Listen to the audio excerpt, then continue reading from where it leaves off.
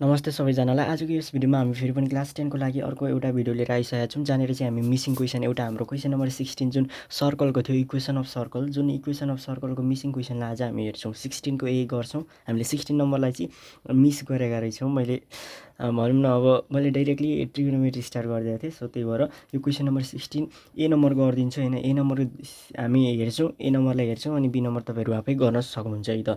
So अब म ढिला नरिकन यो क्वेसनलाई स्टार्ट गर्दैछु है त। यहाँ नै मैले अलिकति केही कुराहरू लेखेको छु जुन चाहिँ दिएकै कुरा छ। यहाँनिर हेर्नु, सबैभन्दा सुरुमा 16A को क्वेसन पढ्दैछु है त।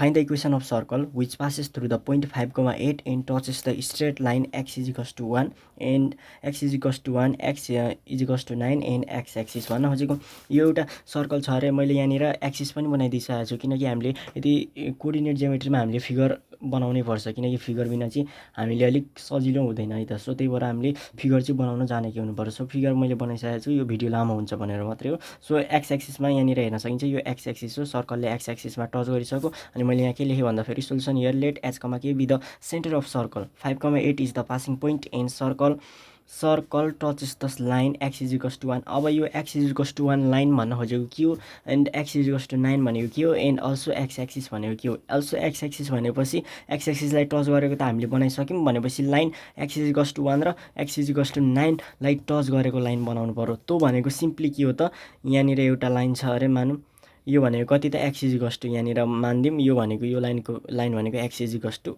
1 है, 3 होइन, यो 1 हो। एन्ड एक्स इजिकल्स टु कति त, यहाँनिर त एक्सको भ्यालु यहाँदेखि माथि जाने हो भने एक्स भनेको त यहीँ पर्छ नि त, 3 त यहाँ पर्छ। अब 9 त यहाँ माथि पर्ने भयो भनेपछि एक्स इजिकल्स टु यहाँनिर 9। यो पोइन्टलाई मैले मान्दै ए, यो पोइन्टलाई मान्दै बी, अनि यो पोइन्ट भनेको ओ माने मैले, यो एबिओ भयो। अनि सिन्स यहाँनिर पासिङ पोइन्ट इज 5,8 त यी क्वेसनले नि दिएको छ, यहाँनिर जहाँ बनाउँदा नि हुन्छ 5,8 चाहिँ के छ अरे त, पासिङ पोइन्ट छ अरे। यसलाई मैले मान्दै सी भनेपछि अब यहाँनिर हेरौँ, यो X equals to 9 line touch गर्नु भनेकै यो ए भन्ने पोइन्ट अथवा यहाँनिर जहाँ लगाए नि हुन्छ, यहाँ अथवा यो भन्नु नै के हो त, एक्सको भ्यालु यहाँ 9 हुनु हो। अनि यो जस्तो हाम्रो कोअर्डिनेट फर्म हुन्छ नि, एक्स कमा वाई अथवा 5,8 यहाँ भनिदिएको छ नि, 5,8 जहाँनिर चाहिँ यो 5 भनेको एक्स हो र 8 भनेको त वाई हो। भनेपछि एक्सको ठाउँमा, यो एक्सको ठाउँमा चाहिँ 9 हो, वाईको ठाउँमा केही छैन भनेपछि 0 हो। 9,0 रहेछ यहाँनिरको पासिङ पोइन्ट, भनेपछि यहाँ 9,0 लेख्न मिल्यो। अनि त्यसै गरेर यसमा similarly we can write here 1,0। यो बुझ्नुभयो होला, ठिक छ, यति नै हो। अब भनेपछि हामीले यहाँ हेरौँ है, यहाँ कस्तो रिलेसन देखाउँछौँ भन्दाखेरि, यहाँ हेरौँ त, यो यहाँनिर एओ इजिकल्स टु ओबी अथवा बिओ, एओ इजिकल्स टु बिओ लेख्न मिल्छ नि, हो यति लेख्न मिल्छ भने यहाँ हेरौँ फ्रम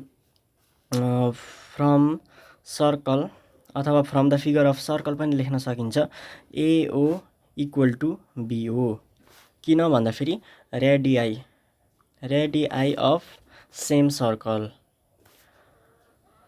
किन यो रेडियस हो नि त। अब यसको पनि मैले स्क्वायर गरेँ भने यसको पनि त स्क्वायर गर्न पाएँ। अब एओको स्क्वायर भनेको के हो त, अब यहाँनिर यो देख्ने बित्तिकै हामीले के थाहा पाउनुपर्छ त, रेडियस भनेको केसँग रिलेटेड हो, डिस्टेन्स। भनेपछि यहाँनिर हामी डिस्टेन्स फर्मुला लाउँछौँ एकचोटि। अब यहाँनिर एओ हुँदाखेरि हेरौँ, एओको डिस्टेन्स फाइन्ड गर्न रुट लगाउँथ्यौँ, तर यहाँ स्क्वायर छ भने स्क्वायरले रुटलाई काट्छ।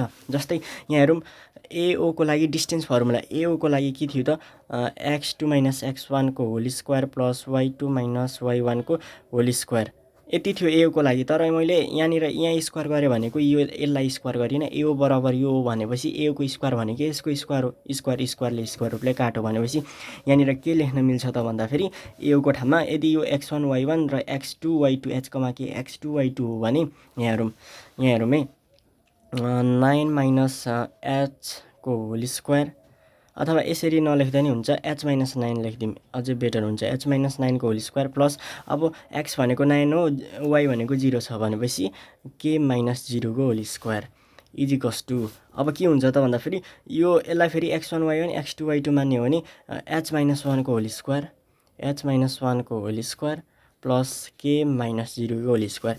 यो टर्म र यो term completely equal to each other छ भनेपछि इक्वललाई मात्रै यसरी काट्न पाइयो। अब यहाँनिर रह्यो h - 9 को होल स्क्वायर, यसलाई म फर्मुलामा खोलिदिन्छु, a - b को फर्मुला। अब हेरौँ a - b को फर्मुला के हुन्छ त भन्दाखेरि, ए स्क्वायर माइनस 2ab भनेको 19 भन्न आएछ, 9 2 18 हो, 18h प्लस 81, इजिकल्स टु यो भनेको कति हो h square minus 2h plus 1 हो।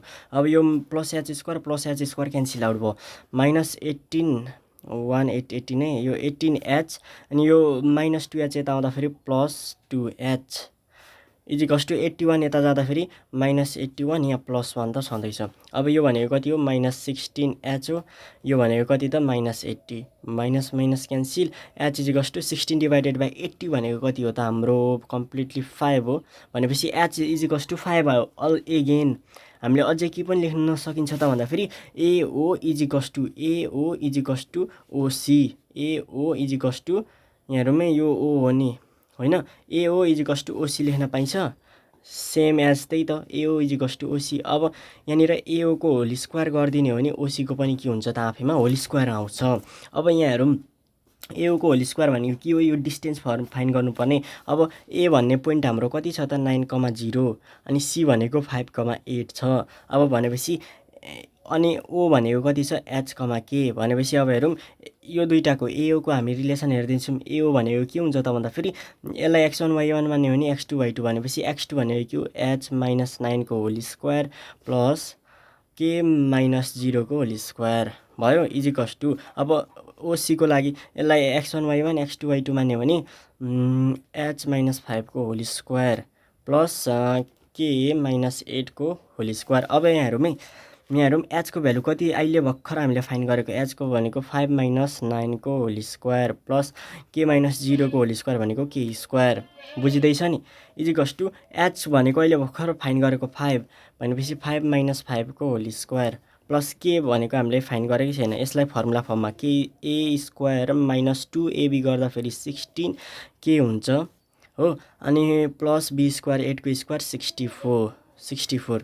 अब यहाँ हेरौँ 5 - 9 भनेको कति -4 को होल स्क्वायर भनेको कति 16 हो प्लस k स्क्वायर छँदैछ हो इजिकल्स टु 5 - 5 को होल स्क्वायर भनेको 5 - 5 0 0 को होल स्क्वायर सक्यो। अब सकेपछि रह्यो k square -16k plus 64 -k square plus k square cancel out यो -16k लाई यता ल्याइदिन्छु प्लस 16k यो प्लस 16 यता जाँदा -16 64 -16। अब यहाँ हेरौँ अब 16k इजिकल्स टु यो भनेको कति 48 k इजिकल्स टु 16 कति जा 48 3 जा भनेपछि k को भ्यालु कति आयो 3 आयो भनेपछि hence h, k equal to कति आयो 5,3 आयो। अब 5,3 आयो भनेपछि अझै हेरौँ है त यसको लागि अब 5,3 चाहिँ के आयो त भन्दाखेरि h, k बराबर चाहिँ 5,3 छ। अनि क्वेसनले भनिदिरहेछ सर्कलले कहाँ टचेस गर्छ त भन्दाखेरि since circle touches x axis so r is equal to k equals to कति भयो त 3 भयो therefore r square equals to r is बराबर 3 भयो भने r स्क्वायर भनेको कति 3 को होल स्क्वायर 9 हो भनेपछि अब नाउ के गर्नु पर्यो त भन्दाखेरि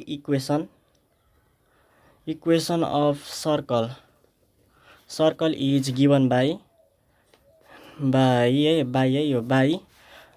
x - h को whole square plus y - k को whole square equals to r square x - h भनेको अहिले भर्खर निकालेको 5 को होल स्क्वायर प्लस y भनेको कति y - k भनेको कति हो अहिले भर्खर निकालेको 3 हो whole square equals to r square त अहिले भर्खर निकालेको 9 हो। अब यहाँ हेरौँ यसको a - b को फर्मुला a स्क्वायर - 10x भयो प्लस 25 प्लस यो भनेको y स्क्वायर हो y स्क्वायर यो 3 है -6y plus 9 equals to 9 plus 9 plus cancel out भइहाल्यो x square plus y square -10x plus 25 equals to 0 भनेपछि यो नै के आयो त रिक्वायर इक्वेसन। सो कतिको बुझ्यो तपाईँहरू कमेन्ट पनि गरौँ र यो कोही 16 को भी सिमिलर यसरी नै गर्ने हो त। So that's all for today's video हामीले कोअर्डिनेट ज्योमेट्रिकल यही लास्ट भिडियो थियो है त।